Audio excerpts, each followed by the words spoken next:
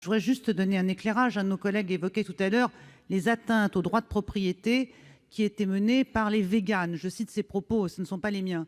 Je vais donner un autre point de vue. Je suis élue d'un département forestier dans lequel les veneurs se déploient tous les week-ends et dans lesquels les atteintes au droit de propriété sont constantes à l'égard des riverains de la forêt.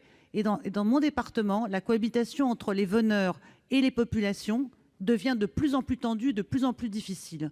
Chaque année, pendant la période de chasse de vénerie, et je dis bien je ne parle que de la vénerie, je pourrais vous parler aussi des autres chasses que je considère comme des chasses cruelles ou archaïques et qui n'ont plus lieu d'être. Mes propos ne concernent pas la chasse à tir, et je regrette d'ailleurs que les chasseurs, leurs représentants, coalisent l'ensemble des intérêts des différentes chasses, parce que ce n'est pas d'eux dont on parle le plus souvent.